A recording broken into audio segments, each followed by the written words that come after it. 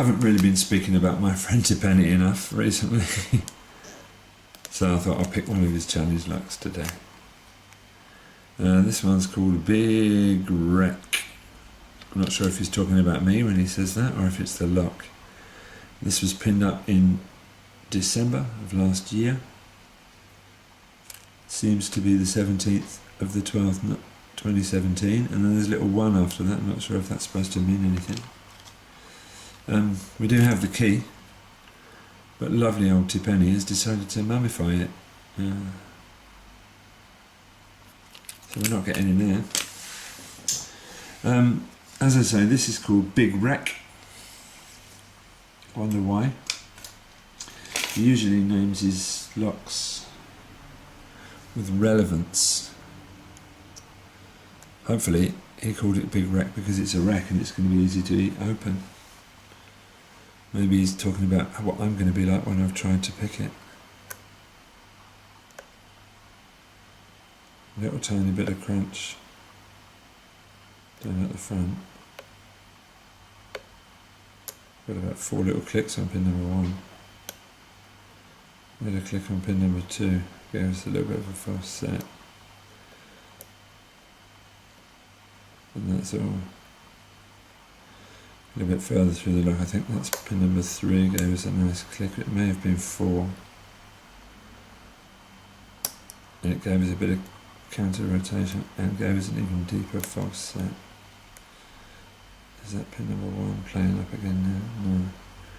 So let's carry on, go deeper into our lock. Damn, I was hoping to feel something further down in the lock, but I didn't.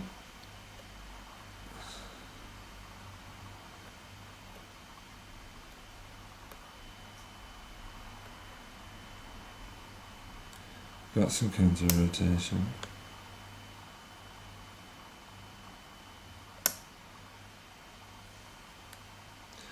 And our false set is deeper. I think that was on pin number 4. Got some little nudging going on pin number 3. Feels like I'm just setting a couple of serrations or something. I've gone a little bit further towards the back. Not getting anything, coming to the front now, pin number 2 is standing to attention. I know this Tipene, I reckon he's got pin number 1 has gone like really deep or something, so that I can't feel it. I don't know, let's just keep going. We know he likes the Lockwood type key pins that are beveled.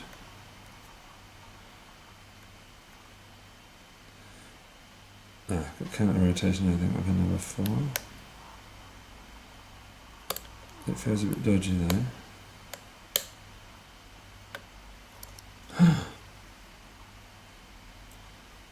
That's not open, is it? No. And that is an enormous false set. I think he warned me about this. I think he warned me about this. That lock may give a huge false set and it's not open. Oh damn, and my tension wrench isn't tight enough in there. How on earth is that possible? You can get a false set that big. What has he done? What is he doing to me? There we go. Alright. So we do have the key. We're going to try and open it up. I had a little knife sitting around here somewhere. Sorry, let's zoom out of this. You don't have to see my big hands fumbling around, do you? Right, that's the key. Oh, the bitting looks pretty simple. Don't think he's cut a key for it. I think he's just modified the pins. So let's close it back up. Yep, that works lovely. So, up, pop her down, up. You're going to see just how messy my table is.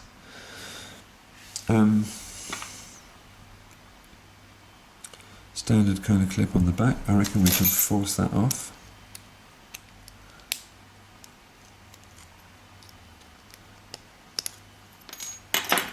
No need. Do we have a shim? Yes, we do. Alright, let's go.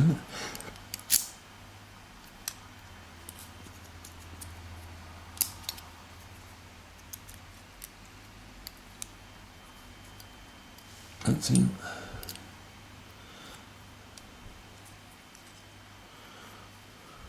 Oh, that's what that huge falsetto was about. That's what that huge falsetto was about. Can you see that? There's an enormous groove. Oh my word. That's a, look at that. And the pin's just got stuck in it. Tipene, you're a bad man. Keeping one.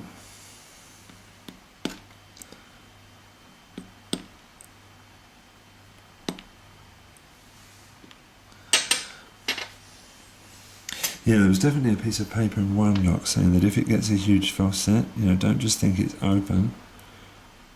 Maybe it's that one. He talked about another one that had a bit of a trap as well, that maybe the lock would get stuck. Oh, what else have we got going on in here? Don't know if you can see that with this bad lighting I've got, but I think we've got some silliness going on in the chambers. They've been threaded. Anyway.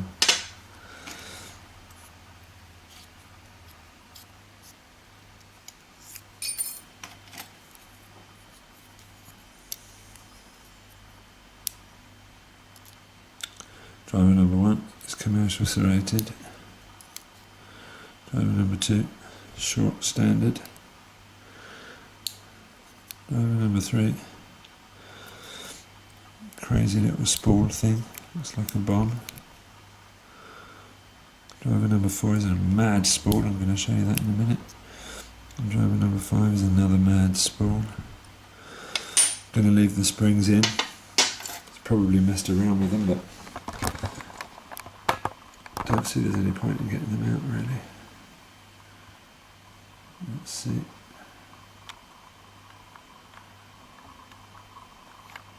Sorry about that. Okay, so then from the beginning, driver number 1, commercial serrated driver. Driver number 2 is our standard.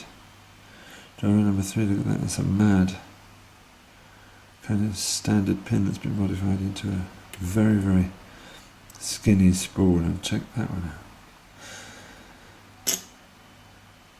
Very nice, very artistic. It's got spool elements, it's got serrated elements, and we've got kind of like a double spool. All of the key pins look pretty standard. Don't think they've got beveled edges. I can't see that anyway, but you know, with my eyes, I'm not sure I would be able to. Anyway, the real problem with this big wreck, as he calls it, is of course the notch that's been cut into the core of this lock, and that's why we got that huge falset when the pin would have got stuck on the end.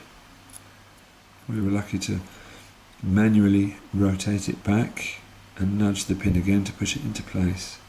Kind of made that up as I went along. I'm glad I did. It sounded like the right thing to do in the end. So that's our big wreck from Tipene, which is based upon an interlock. Here's the bag it came in. Tipene Challenge Big Wreck. Thanks very much, Guy. I liked that. Keep them coming.